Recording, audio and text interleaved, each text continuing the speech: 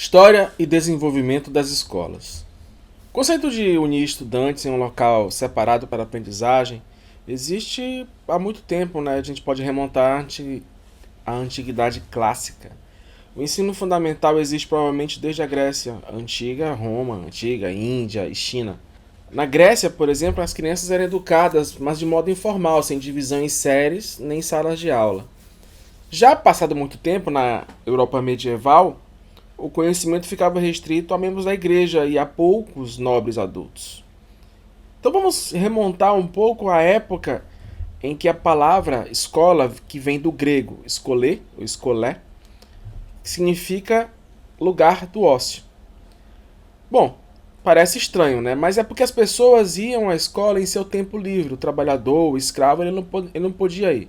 É mais filhos de pessoas mais abastadas. Vários centros de ensino pipocaram pela Grécia, né, nessa época, por iniciativa dos filósofos. Por exemplo, o filósofo fundador Sócrates, né, valorizava muito a área do conhecimento na eloquência. Então, os seus alunos primavam pela arte de se expressar bem. Em 387 a.C., o filósofo grego Platão criou uma espécie de escola onde se estudavam disciplinas como filosofia e matemática por meio de questionamentos. O protótipo escolar, como podemos pensar hoje, era nos jardins de Academos, daí o nome academia. Academos ficava em Atenas. Por volta de 343 a.C., Aristóteles, por exemplo, né, ele era o filósofo que ensinou Alexandre o Grande, aquele rei famoso da Macedônia que conquistou grande parte do mundo. Normalmente as famílias ricas pagavam um preceptor e Aristóteles foi um desses, um mestre com mais conhecimentos que guiasse as crianças nos estudos. Daí também se falava a ideia de pedagogia, né? Pedagogo era o responsável por cuidar dessas crianças no caminho para a aprendizagem. No século IV a.C. surgem as primeiras escolas, né? Que esses mestres que ensinavam gramática, sobre a filosofia natural, música, poesia, eloquência, mas não existiam aulas ou salas de aula como hoje, né? Esse modelo ele durou muitos séculos até as escolas modernas, que a gente vai comentar bastante no final desta aula, que é sobre o modelo prussiano. O Império Bizantino, já nessa época, tinha um sistema de ensino criado a partir do nível primário. De acordo com um estudioso chamado Bentley, a fundação do sistema de educação primária começou por volta de 425 d.C., quando o pessoal militar geralmente tinha pelo menos um ensino primário, porque precisava de um pouco mais de entendimento. Apesar de Bizâncio ter perdido muito da sua grandiosidade, o Império também enfatizou a eficiência nos seus manuais de guerra. O sistema de ensino bizantino continua até o colapso, que foi em 1450, 453 depois de Cristo. E chegamos então ao século XII, no período medieval. O processo de ruralização da sociedade europeia estabeleceu um novo quadro para a construção e criação de escolas.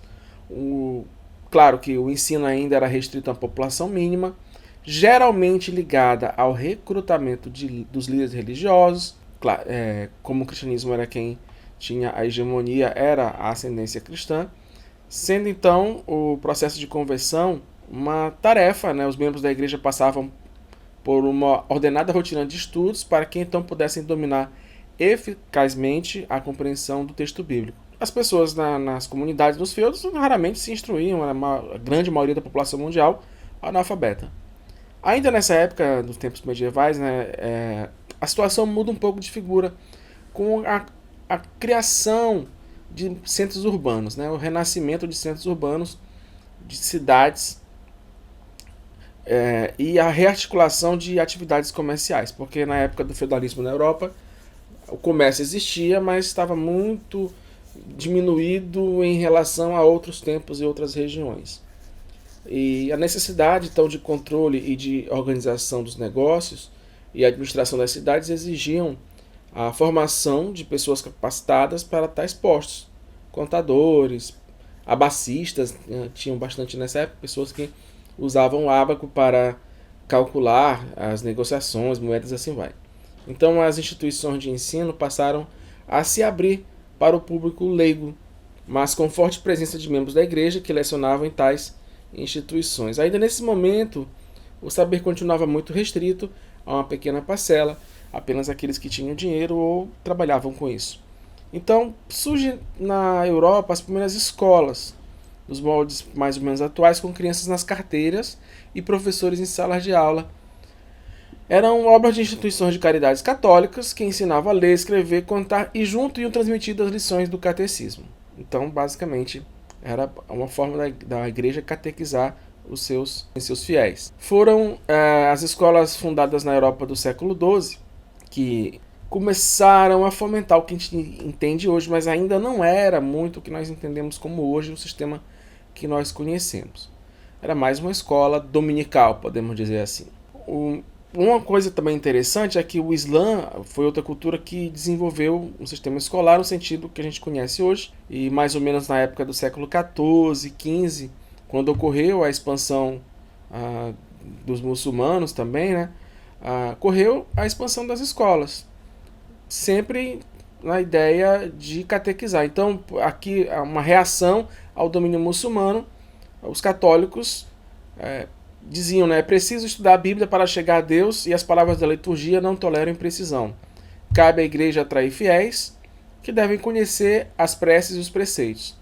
Assim, os 2 últimos séculos da Idade Média presenciaram a expansão da escrita, latim e também, né, tanto no latim quanto na linguagem comum, linguagem popular. Então, essa escola dominical de catequese, ela se destinava a crianças de 7 a 14 anos, e como a imprensa foi mais ou menos nessa época, então já começavam a ter mais domínio da leitura, né? Mais pessoas tinham acesso. Então, além dessa ideia inicial de escola dominical, nós tínhamos também o desenvolvimento do comércio, como eu falei anteriormente. Então, os estabelecimentos comerciais precisavam daquele controle do livro de contas. Então essa ideia começa a se divulgar, o comércio começa a aumentar, então chega na zona rural os contratos de venda ou locação, para posses pequenas, porque o servo, né, ele arrendava aquela terra do senhor feudal, então tinha que ter um entendimento de letras. A escola então começa a crescer, e é interessante porque se dizia na época, né, escolai, scalai, ou a escola é uma escada. Escole, scale. Uma coisa assim, a escola é uma escada. Começou-se a ter essa ideia, né, de ascensão social por meio da escola. E é interessante porque nessa ideia, nesse surgimento na Europa medieval, as escolas eram presididas, né, por um eclesiástico que se chamava escolásticos. Ele era subordinado ao bispo, em nome da escolástica, que era a doutrina e a prática de ensino da época. Então, muitos, principalmente homens, mulheres, não tinham acesso a isso, recorriam a isso, camponeses, pequenos vendedores, e os cidadinos, né, os mercadores, eles procuravam bastante para começar a aprender e se desenvolver. Então, apesar do estímulo na formação de clérigos, padres, né, por Carlos Magno, não há uma estrutura escolar uniforme como uma escola por paróquia, né? Apenas estava se desenvolvendo, estava iniciando. Então o magistério tem maior concentração nas regiões, evidentemente, mais desenvolvidas. Os mosteiros recebiam rapazes, né, e moças e jovens pensionistas sempre para se tornar monges. Então ali foi um local de muito desenvolvimento de estudos, né? Os conventos, confrarias também mantinham suas escolas, também faziam hospitais, orfanatos, né? Entendendo aquelas máximas do cristianismo sobre a educação. Então começaram a fundar e manter escolas, e é interessante porque por causa desse apelo à educação começou a surgir a universidade. A universidade que foi uma coisa interessante porque saiu dessa escola dominical, podemos dizer assim, dessa escola de catecismo da Igreja Católica. A escola também funcionava, por exemplo, na Itália, né, às vezes como empresa privada, era subvencionada pela comuna.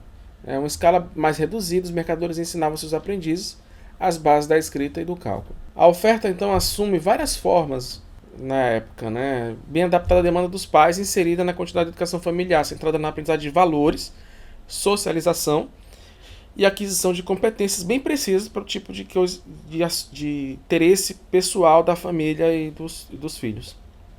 Então, na França, já no século XIII, se multiplicaram bastante, né, a questão das escolas. As escolas rurais, mais ou menos no século XVIII, com o surgimento do movimento iluminista, colocou o desenvolvimento de sociedade orientada pela razão como uma necessidade indispensável.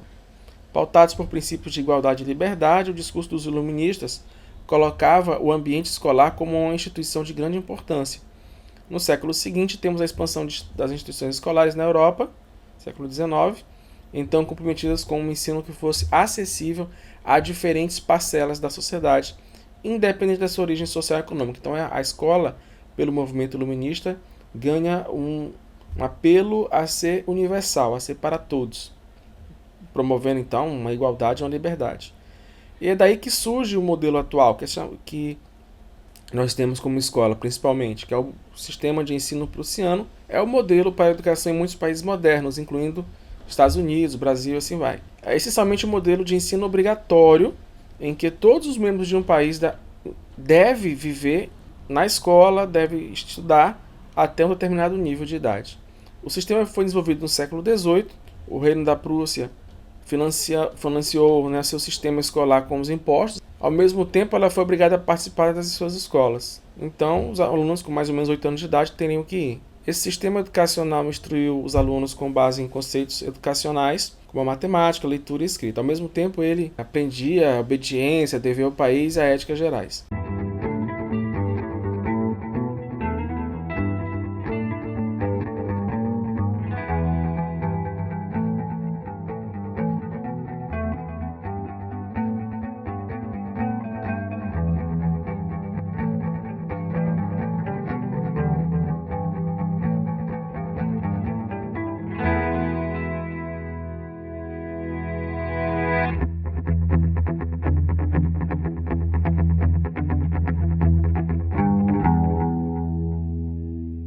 Um dos principais motores do sistema de ensino prussiano, curiosamente, foi o religioso. Diferentes facções, especialmente os pietistas, acreditavam que a compreensão mais profunda da palavra de Deus só poderia vir através de leitura pessoal da Bíblia, algo da Reforma Protestante, de modo que a alfabetização era importante para todas as pessoas, não apenas para os ricos. Após os primeiros 8 anos de ensino, o comparecimento era mais livre, por isso, só os ricos foram capazes de ir à escola após a escola primária, né? E, no entanto, a ideia de algum tipo de educação a todos os membros de um país, independente de seus meios, era algo bem revolucionário. Então foi o rei Frederico Guilherme I que inaugurou o sistema de educação compulsória prussiano, o primeiro sistema nacional na Europa. Em 1717, ele ordenou a frequência obrigatória para todas as crianças nas escolas estatais, usou as doutrinas do pietismo como um meio de unir os interesses calvinistas e luteranos, bem como incutir seus ensinamentos para o mundo secular das forças armadas, da educação e dos sistemas de bem-estar prussianos. Não é coincidência que o estabelecimento do Sistema Nacional de Educação Obrigatória tenha ocorrido quase que conjuntamente à ascensão da Prússia. De fato, o que ocorreu na Prússia foi a efetivação máxima de um ideal educacional presente em vasta literatura.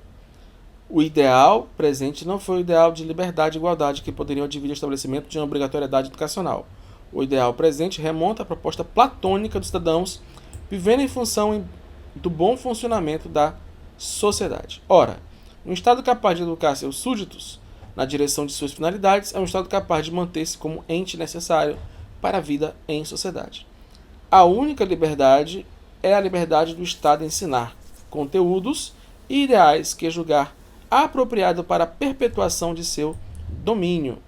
A única igualdade é a igualdade da obediência requisitada para a manutenção da ordem.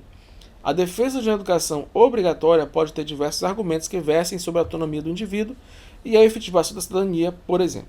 Porém, tudo isto fica nas mãos do Estado, e o que ocorreu na Prússia é o caminho para o qual toda sociedade que obriga suas crianças a frequentar instituições de ensino certamente seguirá. A educação obrigatória prussiana se tornou então uma educação totalmente controlada pelo Estado. A obrigatoriedade possui na Constituição dos Estados modernos o interesse de construir uma educação para o Estado. Tal projeto de inculcar o dever de obedecer à pátria pode ser usado para o estabelecimento de forçoso das mais variadas ideologias. Nas últimas décadas, o avanço da tecnologia e o crescimento acelerado dos meios de comunicação nos instigam a repensar seriamente como as escolas devem se organizar. O acesso às informações e saberes já não é mais um problema a ser resolvido exclusivamente pelo ambiente escolar. Mais do que simples transmissão, a escola do século XXI deve se encaminhar para a construção de saber autônomo, em que o indivíduo se mostre capaz de criticar e organizar o conhecimento que se mostre relevante para si mesmo.